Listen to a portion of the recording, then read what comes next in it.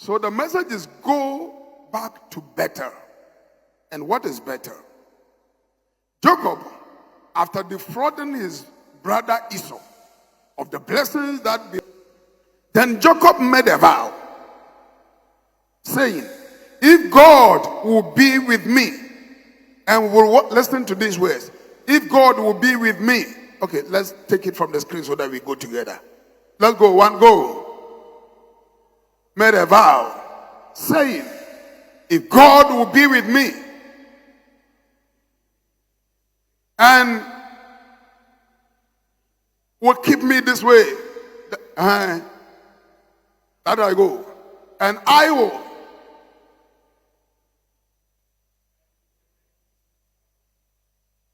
So it tells you that Jacob had no bread, he had no dress when he was setting off. Then he prayed. This is Jacob's vow. This is his own vow. God, if you bless me in this journey, if you watch over me, you send me to my uncle Laban and you bring me back alive. Give me dress to wear. You give me food to eat. If you feed me, Lord, I will do this and this and this and that. You can see the promises he gave. And he come to verse 22. He said, this stone that I have set up as a pillar will be God's house. The pillar, the stone that he has set up, the very stone that he slept on, he set it up and promised that this stone I've set up, if I return, this place will be a chapel, to be a place of worship. And then he says that, and I will give you 1/10 of all that you give me. That is tithing. When this guy was broke, he was broke to the extent that pillow was used, a stone was used as a pillow.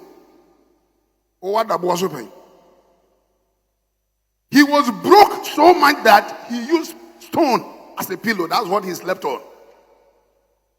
No shirt, no food.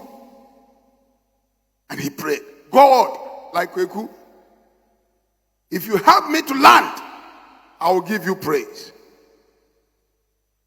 And Jacob was blessed. Finally, he got to his uncle. He worked so hard. We know what happened to him. He went through a lot of challenges, even with his marriage. Finally, God blessed him with 2 wives. Those days, if you have 2 wives, you are blessed. He had 2 wives. And he was blessed with sons and daughters. You know, he had Simeon. He gave birth to Joseph. He gave birth to Levi.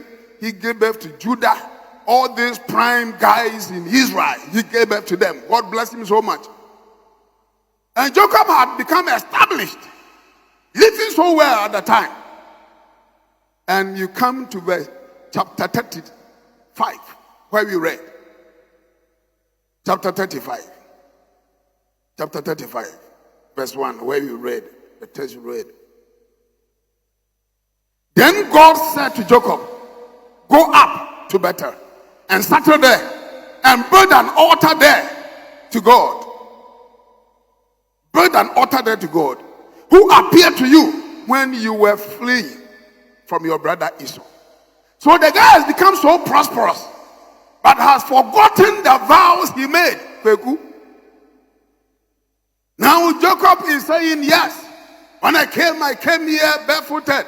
Today I've worked hard. I have 2 wives. I have that. Look at my sheep. Look at my camel. And God said, hey, go back to Bethel. When I met you and you were sleeping on a rock, you were sleeping barefooted. When I met you and you were running away, you were in distress. Remember the vow you made to me. The danger of forgetfulness. That's why I've titled the message, the danger of forgetfulness. We are talking about going back to better.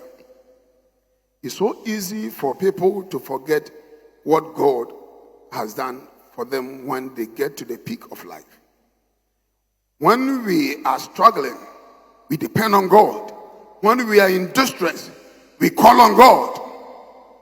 When God appeared to him, he didn't accuse him of his sins. Remember, he committed sin. He robbed somebody. He stole what did not belong to him. God did not accuse him of what he has done. God promised him deliverance. Sometimes, whilst we are sinning, whilst we are falling, whilst we are doing what is not expected, God meets us and he doesn't crush us. He gives us grace. There are many of us, you ask yourself, if God has dealt with you according to your deeds, where would you have been now? If God had dealt with you according to your deeds, where would you have been now? Some of us, the very crime that people committed and they are in prison, have been sentenced to 5 years, 10 years. We committed worse, and we are still free. Somebody say grace. Grace. Remember the love and the mercies of God upon your life.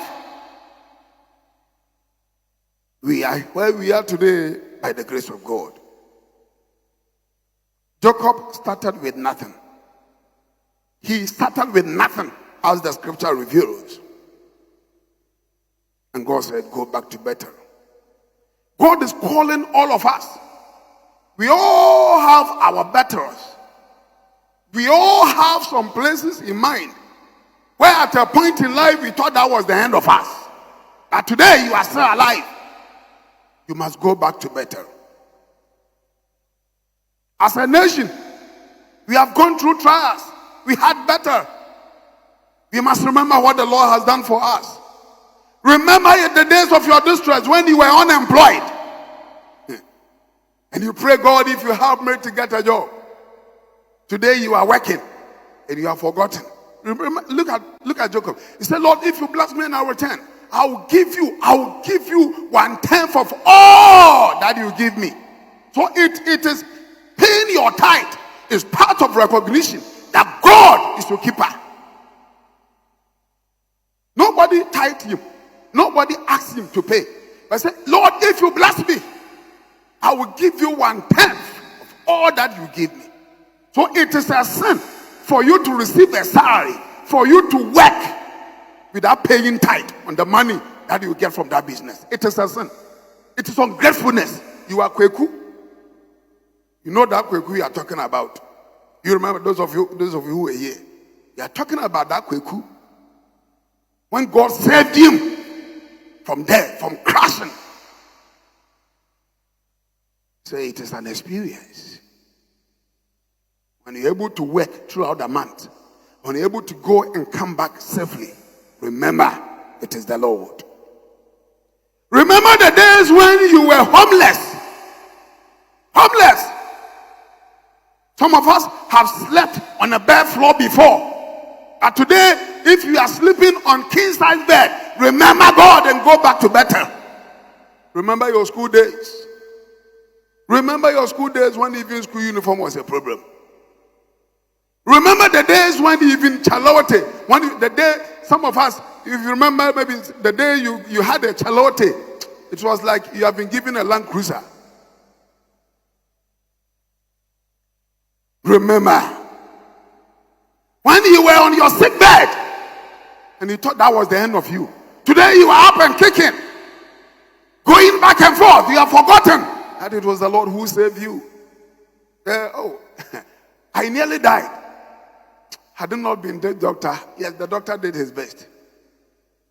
But had it not been God also. Remember the days when you were single. When you were single, today you are married, you have children. You have forgotten what the Lord has done for you. Go back to Bethel. Tell somebody, go back to Bethel. Go back to Bethel. Look, the Lord has blessed us. And you must redeem your vows. You must honor God. Jacob is teaching us that when God comes to your aid, when God comes to bless you, when God redeems you from your crisis, remember, go back and say thank you. Remember, learn to thank God